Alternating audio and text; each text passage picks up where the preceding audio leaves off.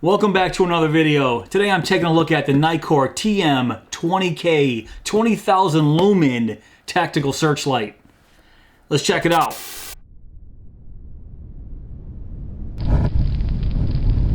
This is the box that came in, the TM20K, 20,000 lumens in this bad boy, part of the Tiny Monster series. The back has a bunch of information, but we'll go over all of that.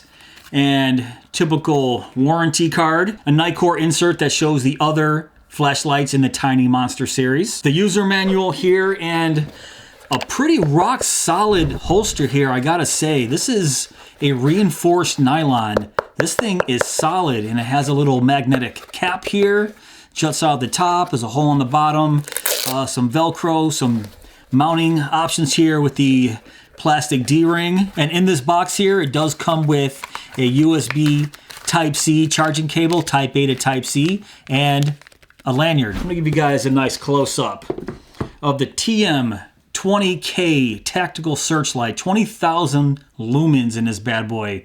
And while you guys are checking this out, let's talk about some of the features. So the TM20K has a maximum output of 20,000 lumens, a maximum beam distance of 290 meters, and a peak beam intensity of 22,200 candela.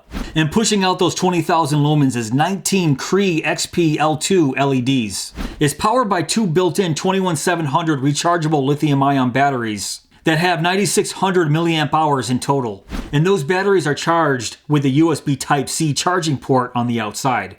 It features 5 lighting modes, plus a dedicated spotlight mode, a dedicated floodlight mode, and strobe. The body is CNC'd from aerospace-grade aluminum alloy and has a Type 3 hard anodized finish. It's rated IP68. The 6 means it's completely dustproof, and the 8 means it's submersible in up to 6 feet of water. It's also impact resistant up to 1 meter. Alright, so let's talk dimensions. It has a length of 5.73 inches, a head diameter of 1.97 inches, and is 1.97 inches high. And according to my weight test, it comes in at 15 ounces. That's 426 grams. Alright, so now let's take a closer look at this TM20K from Nitecore. So I know I just gave the dimensions, but I wanted to compare this with the Phoenix LR35R here, because this flashlight has been out a little bit longer and you guys might be more familiar with this flashlight. And as you can see, they're almost the same size. There's maybe about a ½ inch difference. The TM20K is a little bit longer, but you can see the head diameter is almost exactly the same. But the big difference here is this flashlight is only 10,000 lumens and this is double at 20,000, and you can see they're almost exactly the same size. So I thought that was pretty impressive. So let's take a closer look at these 19 Cree XP-L2 LEDs right here. You can see the LEDs round the outside of the head here, right inside the bezel, and then there's one right dead center that acts as a spotlight. Now you can see that spotlight LED sits back pretty far in that reflector, and that's how they get their 290 meters of throw out of this thing. And this flashlight feels very solid. It's CNC'd out of an aluminum alloy, and I'm looking at it, and it looks like it's one solid piece here, except for the tail cap right there, and then right around the bezel. Everything else looks like it's one solid piece. On the head here, you can see these cooling fins, and I'm wondering how well these work, because I'm going to do a heat test a little bit later on in this video. And then checking out the rest of the body here, there's some knurling right here on the handle, and then some cutouts where your fingers fit in pretty nicely. So overall, I do like the shape of this body, and it feels pretty good to hold it in your hands. Now there is a black pocket clip right here. Nitecore says it's deep carry, but as you can see, it's not a deep carry pocket clip. You have a good 3/4 of an inch from where it ends to the very tip of that tail there. And then at the tail there, you can see the drilled out hole where you can put your lanyard. Now let's get to the tail back here. There's a lot going on back here. So let's start at the top. There's a button right here. This is the mode button, and that switches between its 4 normal brightness levels, meaning ultra low, low, medium, and high. You can't reach turbo by pressing the mode button. The only way you can reach turbo is this tactical button right here, this ambidextrous turbo button. Now I do like the idea of this ambidextrous tactical button, but I do have a few issues with it. I'll go over that when I start talking about the UI of this flashlight. But through this mode button, you can still reach the dedicated spotlight and floodlight. It's a great idea once again, but it does feel a little bit clumsy, and I'll go over that just a little bit later, like I said. Now, right below that is the metal power button right there. It's a nice big power button. I do like it. It's very easy to access with just your thumb here. But I should say it is pretty easy to accidentally turn off this flashlight while you're trying to search for this tactical switch here. I did it a few times just because it's really close proximity there. And it doesn't take much to turn this light off when it's already on because it's just a single click on and off. And right dead center of that metal power button is an LED that gives you your battery status when the flashlight is locked out. And then right under that power button is the toggle switch. So it has a lockout function and then a 1. That 1 stands for daily mode and that 2 is tactical mode. But I think the lockout mode here is pretty smart. You can see obviously it's locked out, so if I press the power button, it's not going to do anything. But even if I put it on 1 daily mode, it's going to flash. That is 5 flashes. That tells me my battery life. But even in 1, I still can't activate the flashlight. That's because it takes another special button press to activate this light. So the only way to unlock this flashlight is to press and hold the mode button while you switch it over to one of the modes here. And I'll show you what happens. It'll flash once. So press and hold and then click over. It'll flash once and now the flashlight is activated. So usually I'm not a fan of special button presses when it comes to lockout modes on flashlights, but for this flashlight, I think it's necessary. And plus, it's not overly obnoxious. It's actually pretty easy. Hold that mode button and switch it over. Pretty simple. And then one last feature I wanted to talk about here on the back of this tail switch before I move on to the lumens and runtime is this USB Type-C port right there that's right under the mode button and then right above that tactical switch there. USB Type-C is pretty standard these days, so I'm not going to praise that it has a USB Type-C. Don't get me wrong, I'm glad it has it, but it should be pretty much standard from here on out, no matter what the light is. So here's a graph of the lumens and runtime. It goes all the way from ultra low at 320 lumens, all the way to turbo at 20,000 lumens. So even at that ultra low setting, that 320 lumens out of this flashlight is still pretty bright. And then right here you can see the dedicated spotlight and floodlight modes, the 1800 lumens for the floodlight, 1200 lumens for the spotlight, and a 20,000 lumen strobe. Now I've always liked Nitecore's UI. It's pretty simplistic, very easy to remember, even though there's a couple goofy things I don't like about it, but like I said, I'll get to that shortly. But to activate the flashlight, just a short press on and a short press off. Oh, and I should show you that, yes, I am in number 1 daily mode, so that's the constant mode. So there's ultra low, and then I'm going to cycle through the modes with the mode switch on top. There's low, medium, and there's our 3100 lumen high. And it does have a memory, so if I have it on low, turn it off, turn it back on, it will stay on whatever mode we left on. And as I mentioned earlier, there is no way to get to turbo. The only way to get to turbo is this turbo ready button back here. It's a turbo ready and strobe ready button. You can program it to whatever you want. So to get that 20,000 lumens, we just have to press either side of this ambidextrous button. Oh my God. There is our 20,000 lumen. Holy crap. That is ridiculous. Now that is insanely bright and I can already feel it getting hot. So I'm really curious to see how hot this head gets in my heat test. And now let's go to tactical mode, just switch that over to 2. And basically the only difference is now instead of having a constant on, it is a momentary on. So as long as I have my finger held down and pressing that button in, it will stay on and then turn off as soon as I release that button. That's basically the only differences between daily and tactical. And like I said, it's a fairly easy to remember and simple UI. Here's the one thing I don't like about it. Well, there's 2 main things I don't like about this right here. So to get to that dedicated spotlight or floodlight mode, the flashlight has to be on and then press and hold this mode button down and it'll cycle through. There's spot and then there's flood. And you have to keep holding this down to reach them.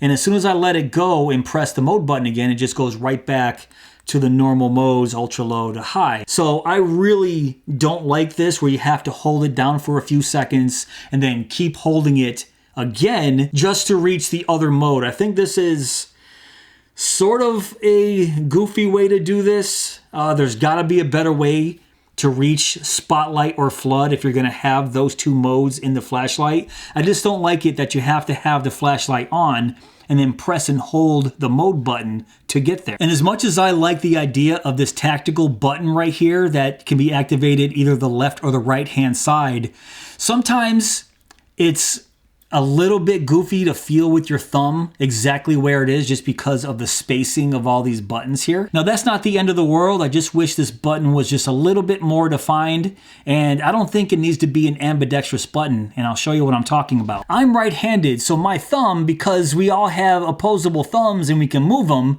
I can just easily hit this button from either side. I think this makes it a lot more clumsy than just having a dedicated button right dead center. But even so, Nitecore made this work from either side, as you can see. So you can only program turbo or strobe to this tactical switch at any given time. So you can see I have it on turbo, and the only way to get to your strobe ready is to hold it down and then press that mode button on top, and now it's programmed to strobe. So you can see strobe works no matter which side I press, and if I want to get back to turbo, you have to press it down, press that mode button again, and now I'm back to turbo. My real problem with this is if you made this button ambidextrous, just so somebody left-handed can easily access it or somebody right-handed can access it, it's sort of a moot point because you could have just put it right dead center. But since you made it work both sides, why not let me program one side to strobe and one side to turbo? Why do I have to program it to one or the other? Why can't I just have both, since both of these sides work, as you can see? And the last thing I want to address before I move on to my heat and turbo test and night shots are, yes, it does have two internally built 21700 batteries, meaning yes, they are built in. There's no way to access those batteries. So if this flashlight ever dies, or the battery ever dies, I should say, this is a completely useless flashlight. Now, who knows how long that might be, but everyone knows batteries don't last forever. So it makes me wonder why Nitecore keeps giving us these awesome flashlights, but not giving us a way to replace the batteries once they die. All right, so now it's time for my not so scientific heat and turbo test. I'm gonna let this run on turbo for as long as I can see it step down. I'm gonna time it right here. And then after I see it step down, I'm gonna take its temperature at the head and at the body and let you guys know how hot it gets and let you know how long the turbo lasts for. So hopefully I can do this at the same time. I'm gonna have to hold this because because turbo, I should say, is only accessible through that tactical button here. So try to start this at the same time and go.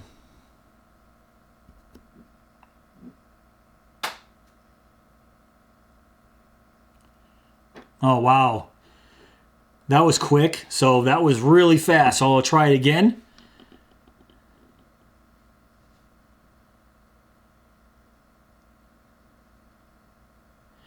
Okay, that's not lasting very long at all. And the heat is 112.4. And then at the body, 91.9. So I have to put on the screen exactly how long turbo lasted for the first time and the second time. It was only like 10 seconds, I think.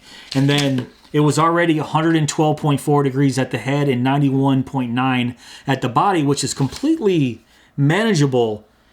But I'm sure if I'd keep going, the heat in this bad boy would get very excessive, and then it becomes very dangerous for the flashlight. So I'm going to stop the test right there. So let's take this outside and let's show you some beam shots. All right, so let's go. There is ultra low, 320 lumens. All right, so it still has a pretty nice spill there. You can see that. Look at that. It's a nice spill, nice round spill.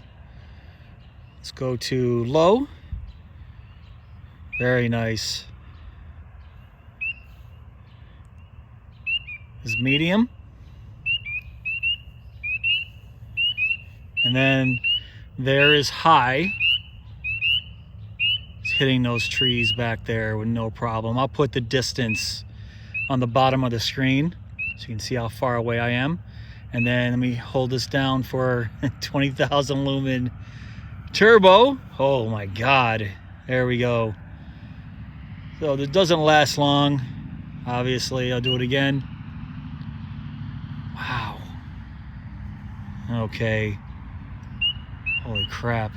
All right, so you just turned off there. All right, here's my next location here. I know it looks a lot lighter on camera here, but it's not super dark out. It's right around 9 o'clock at night, so it's dark enough for me to test this out. It just looks a little bit brighter on my phone for some reason.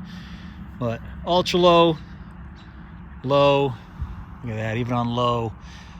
Those 1050 lumens hitting the tops of those trees, no problem at all. Medium, and there's high, and then let's hit that turbo. Oh my God, look at the spill. I'm gonna try to see if I can get the whole spill of this thing here. Just turned off. Doesn't last long at all, but still I can feel the heat now coming through, but not crazy. Ultra low, low, medium, and high. And I figured this is a good place to test out that flood. Let me hold down that mode. All right, there's the floodlight, and there's spot. So there's a spotlight. This is actually pretty good, the 1200 lumen spot. And hold it down again. I'll show you that floodlight. That's a pretty nice uniform floodlight, actually. It's 1800 lumens. Actually, it has a very soft flood to this. So I can see almost everything around me. There's no real hard spill, a little round circle spill that you can normally see. You can see it kind of tapers off there at the ends of that beam, so that's pretty solid. And now let's go to the next location. This is where I just came from here. I'm gonna actually put this on the spotlight. So flood, and there's a spot. Check that out.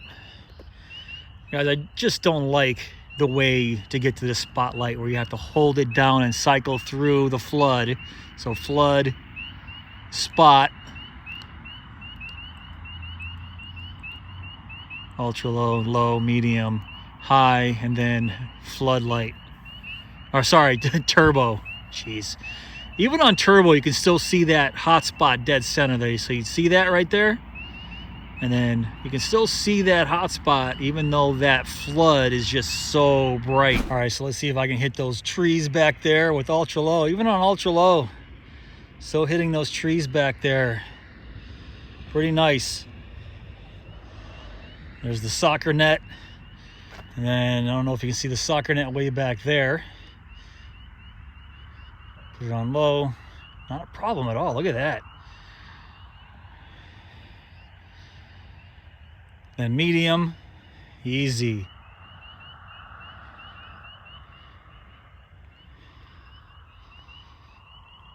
And then high. Oh, wow.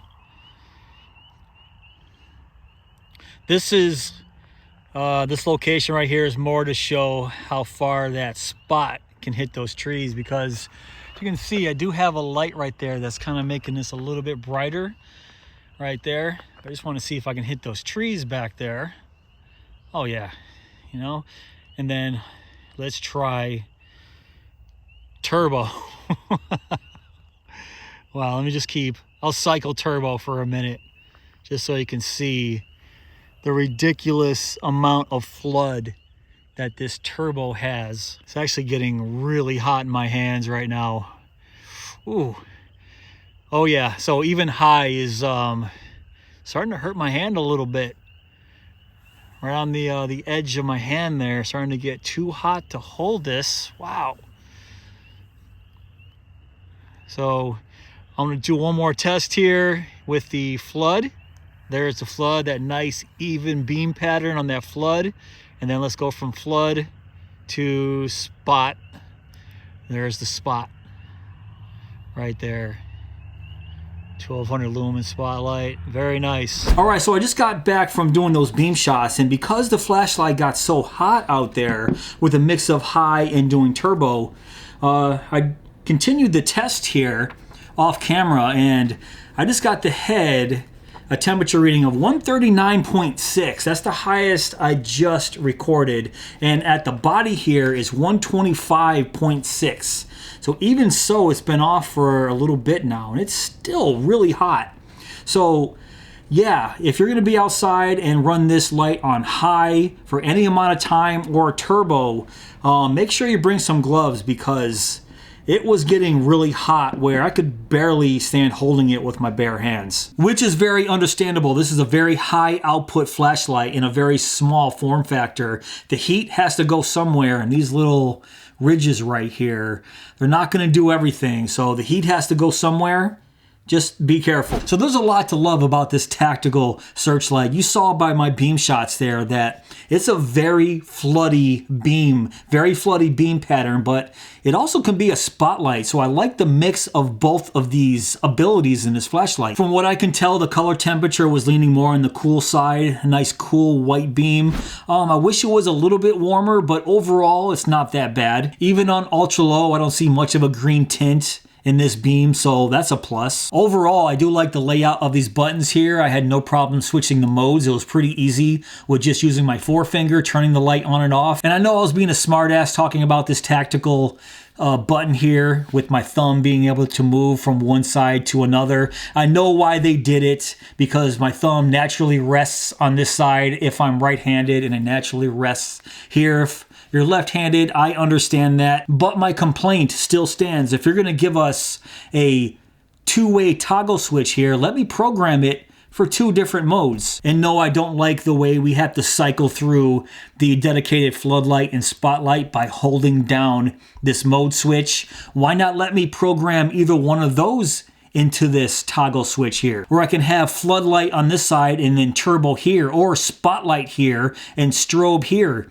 It's about time some of these bigger flashlight companies start letting us program buttons here and giving us more options. I do like the IP rating, completely dustproof and submersible in up to 6 feet. And I really like this body being one piece of aluminum. I think it feels really solid, very high quality. But I don't like the fact that there's internally built 21700s in here. Eventually down the road, and yes, I mean eventually, because it will happen, those batteries are gonna die. And then when it does, I've said this before, it's just a very expensive paperweight. And I really like Nitecore's use of this toggle switch here. Just easily lock it out and then switch it over to daily or tactical modes. And according to my beam test, I think the beam pattern that comes out of this flashlight is fairly nice. It is a very, very floody flashlight, but it's exactly what it's supposed to do. This is a searchlight. So at 300 bucks, do I recommend the Nitecore TM20K? Yes, I do. This is an insanely bright, pretty versatile searchlight. And other than a couple negatives with the built-in battery and some of the UI problems that just me personally probably find a problem with, I think this is a really decent flashlight. This is not going to be your everyday carry. This is going to be something that you have in your car or your backpack. And when you need an incredibly bright searchlight, you're going to pull this bad boy out and you're going to light up everything around you. Alright guys, that's pretty much it for this video. What do you think of the Nitecore TM20K? If you want to check this out for yourself, I will have links down below in my description box. But if you did enjoy this video, please give me that thumbs up. Please subscribe. And go!